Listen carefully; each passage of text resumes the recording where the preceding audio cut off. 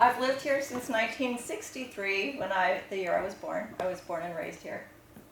But I'm only in the subgroup of the pioneers because I lived in Los Angeles for 20 years. I went to UCLA and ended up living in Westwood for 20 years before coming back here. But I have, here's my presentation. My presentation today is going to be mostly visual. I'm just going to let the pictures do the talking. I don't have a lot of cute anecdotes to share, but I have some neat pictures from the 1960s that I'm going to share. And with that, let's just go into it. I was kind of inspired by the fencing, you know, the Jan Dennett tarp on the fence at Manhattan Beach Boulevard. I love that where she juxtaposes the old picture with the current picture. So I tried to do that as much as I could around the neighborhood with the pictures that I had. So, first, I just wanted to give a heads up to Pat. Very nice. Was it the October meeting or the July meeting when he thought he left some pictures behind? Mm-hmm. And James emailed me and said, you know, would you mind checking to see if he might have left his pictures here? So I came back and checked and they weren't here. So I called Pat to tell him that, and we had a nice little chat, and I asked him, you know, where did you first live when you came to Manhattan Beach? And he said 452 32nd Street. I'm like, really? That was my grandma's house. From 1971 to 1976, my grandma lived there. So I have some pictures of Pat's house. Anyway, that's my mom and dad. My dad was packmaster of 713. That's in 1969. That's standing in the foyer of Pat Cunningham's first house at 452. And that's, at the time, that was the Tarkington's house. I don't know if anyone knew Ned and Fran Tarkington. They lived there too. They were landlords of the house that my mom and dad were leasing on 32nd Street. And so, yeah. Okay, so I'm a fourth generation Californian. And I'm proud that my grown sons are fifth generation Californians. This is my I'm just going to explain how I got to Manhattan Beach in a nutshell. That's my great-great-grandpa, Henry Feldman. And morning. Morning. So on the back of that's one of those like tin type pictures. And so they have the gallery information on the back. So I like to look up addresses now. That's where that picture was taken. Third Market in San Francisco. And his son, my great-grandpa, had a beer garden in Oakland. So they all were born and raised in Northern California. And that's at 7th and Kirkham in Oakland. And that's 7th and Kirkham now.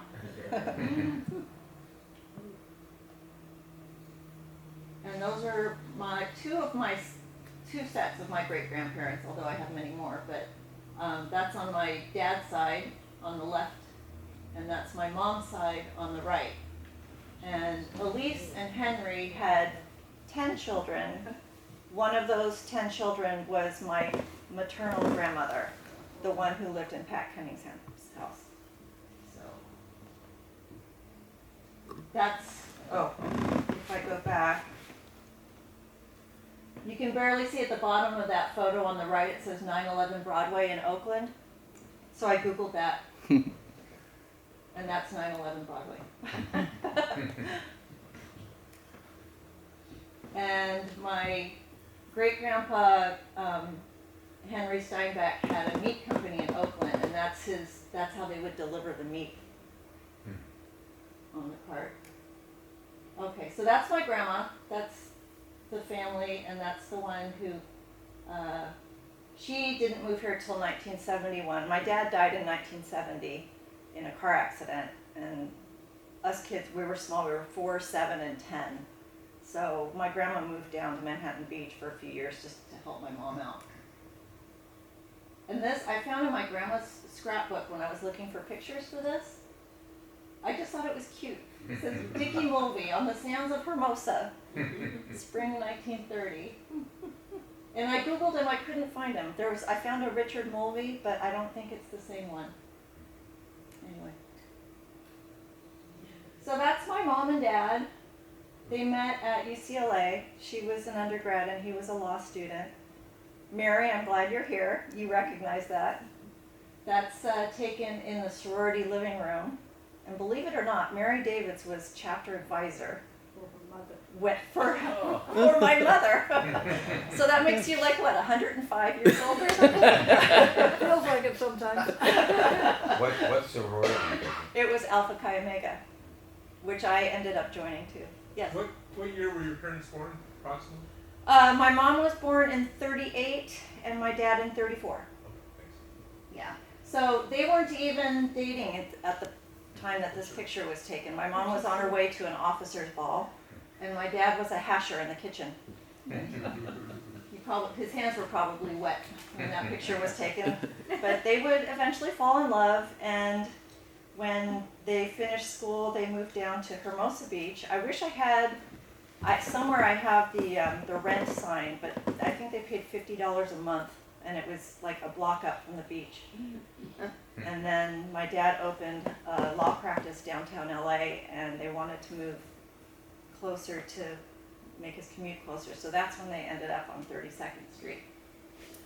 And this is the first house that I lived in at 445 32nd Street. And my mom said that some guys just came by with a pony, and you pay him $1 and you sit on the pony. Oh, that was cute. And that's me. Same thing.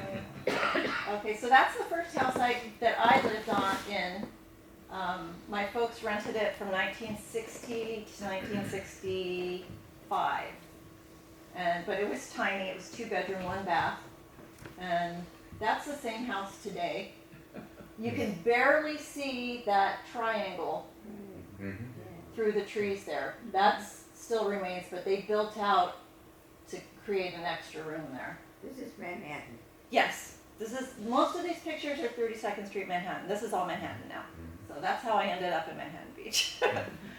And these are just a couple pictures in front of that house, 445. And then I like this picture. That picture in the upper left, I don't know exactly what year that was taken. I think my brother pulled that off Facebook. But I love the fact that we call it the Lowenbrow house, the house at 32nd and Strand. That's that 1-story house. One of the few, yeah, they filmed a Lowenbrow commercial there many years ago, so we call it the Lowenbrow house. And also 2 doors north of that old house, you'll notice that's been the same forever. I'd love to know the story on that one. But that's me and my brother and a friend on the beach. It is interesting, the beach has gotten a lot cleaner. They groom it every day. And now with the undergrounding of the wires, I don't know, I think it looks a lot better now than it did then. This is 32nd and Alma.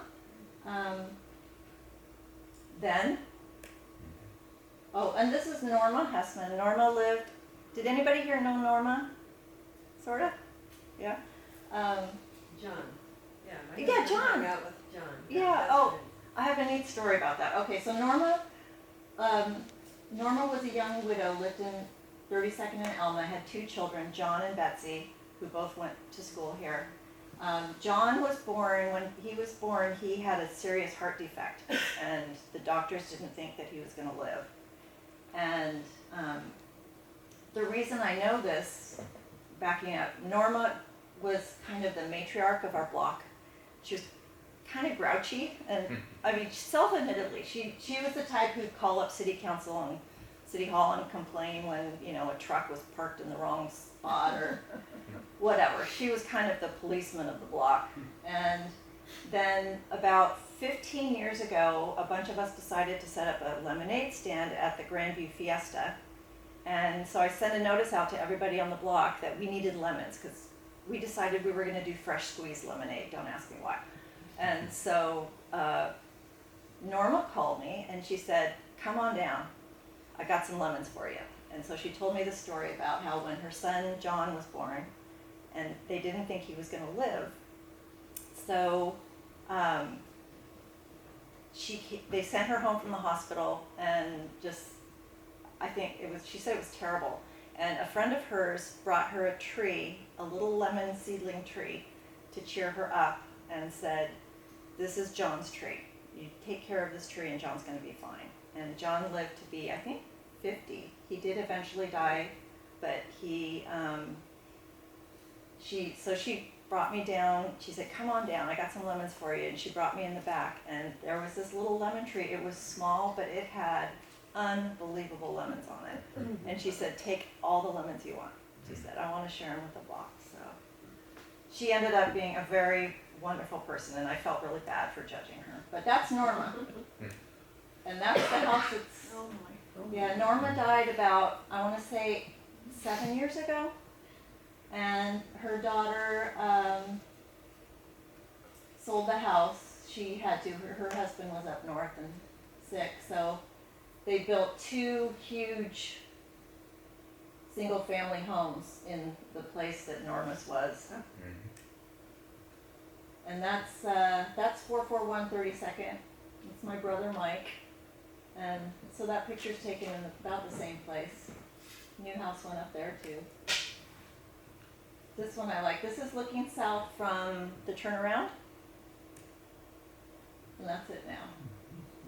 So, you couldn't exactly ride a skateboard down that or anything. It was just those railroad ties. That was like that for years, right? All the way down the sand dune, it was like that. So there's looking east from the top of the sand dune. That was before the park was built. That was when Bell went all the way through, I think. And that's it today. Of course, I had to take that picture through the fence. That's another story, but that's looking north toward American Martyrs at the top of the dune. And I couldn't take the comparison picture because it's that huge pine trees there now. And you mean south, looking south? that Looking way. south. Yeah. That's what I meant. Thank you. That's Mike at the top of the dune with his Tonka truck. I love that shot. And that's the picture today. Oh, I hate that fence. I'm one of the few people. I know. What? My husband drove his Volkswagen Bug down it several times. Did he really? Oh. We used to ski down Sand Dune. We would just tack our little shag carpet on the top of the skis and ski down. Yeah, Cardboard. cardboard. They still let kids take cardboard down, but they won't let them take the skis down anymore. Yeah. Okay, so that's 452 32nd Street behind Mike. That larger house there. And that's what's there now. It was torn down, I want to say about 15 years ago, maybe 12, 15 years ago. So, neat family that's there though. The householders live there now. And that's us doing an egg hunt. In the 70s, you could tell, yeah. Cool pants that my uncle has on. So, in 1965, when my mom got pregnant with my younger brother Jeff, they decided they weren't going to fit in that little house, so they moved across the street to 444. So this is where I currently live now and grew up. And so Bob and I, my husband, moved back to Manhattan Beach in 2000, and my mom had lung disease then, and we knew that she needed to live with us, and we had our kids, and so we decided to move back to Manhattan Beach, and partly for the schools, of course, and so we rebuilt my childhood home. So it went from like a 50s postmodern to a barn. I call it a barn. An architect do that? It's neat. Yeah, we did. Ken Unger. Yeah. Thanks. Okay, so that's us trick-or-treating at 464. And that's the same house today. That one I like. That was, a lot of the lots on our street were double lots. Since then, they've been sold off, you know, into single lots. They're all 30 by 90. And that's the same property today. You can see that wall to the right, Mm-hmm. that's the same wall. Oh, for goodness sakes. That's 424 32nd. That I love. 424, that's one of the few houses on our block that's stayed the same. Dan Luthringer lives there now. He's the third owner. Mm. So it would be neat. Yeah, there's only been 3 owners of that house, and I love that he's kept the integrity of it. That's 449 before, and the owners have done some to that. Oh, that's the Standard Oil fire. Which one? Yeah. 68. 67, December 67. Yeah. Remember when That's the when jet- that burned for 10 days, I think. Yeah. Yeah. That's from the top of the dune.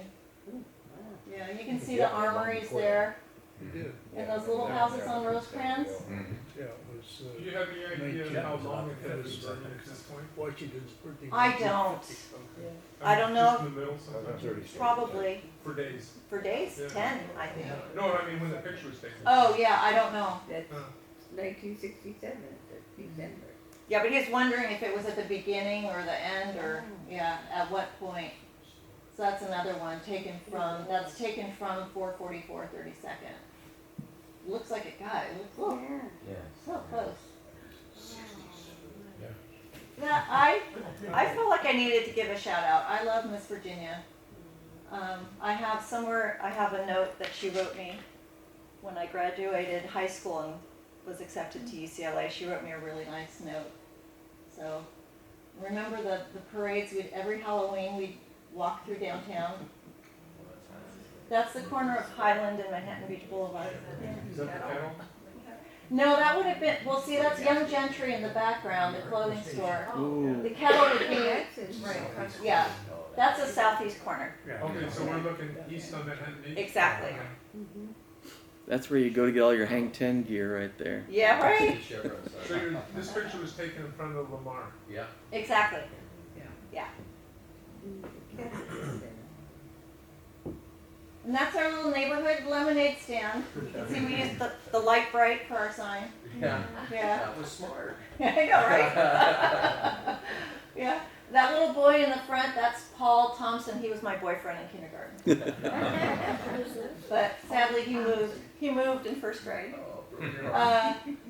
So that's the same location today. That was right between our property and 448. So did you go to Grandview and live there? Grandview, yeah. Yeah, in fact, Mrs. Atami was my first grade teacher, and my son Dan was in her last class. I went to Grandview also. Yeah, oh, And my first grade teacher was my daughter's first grade teacher. really? Miss Wheeler. Oh, Same with my daughters, and Miss Sweeney. ah, Diane Sweeney was my daughter's oh no. last kindergarten. This is a little duplex that was just east of us at 448. And I think it was 800 square feet total, so each unit was very small. But it always had interesting tenants. It was, especially, in the 60s and 70s, very artsy people. So that's what's there now. That's next door, that's 448. I took this picture yesterday, so it's wet. I had to do it on a Friday between 9 and 11 because of street sweeping, in order to not have cars all in front of it. Oh, there are the 30. When I found out they were replacing all the stairs, I wanted to take a picture of our stairs because I love those stairs. So that's where it's at right now. They're in the middle of construction. So I guess they're putting handrails on there, which is good, but that's taken from the top. Before that, that's Mark Levy. He's a Hall of Fame surfer. And then behind that, that's Michael Lee, the architect, right behind that, because he lives down the street from me on 32nd. And he lives in his grandma's old house. So, neat. And this is a little snippet from, they had an article in the Easy Reader.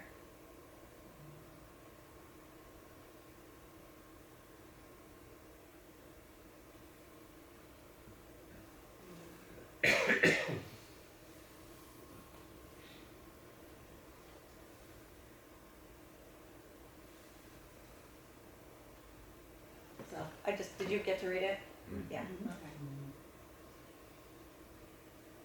So, my thought after doing all these pictures, I think, you know what, I miss Norma, but two really neat families moved into those new homes. And as large and behemoth as some people would call them, they have really neat families. The Myricks are in the front property. They moved from the tree section so they could be closer to the sand. And the Gordons live in the one in the back. They came out from New York, just moved here from New York last year. Really nice family. Ellen's in our book club, and the kids surf down there and go to school. So that's my take on everything. Very good. Okay, I have just a couple more. Here's down at 32nd and Highland. I have no idea what this parade was, but I'm pretty impressed with our formation for a bunch of, we're like, what, 9 years old in there? And there's the same shot today, which is interesting because there's that building, that's where I get my nails done, on this building on the left, right? Oh, was that Little League? Little League didn't go down Highland, did it? Bicentennial or something, I remember they had a big parade on Highland.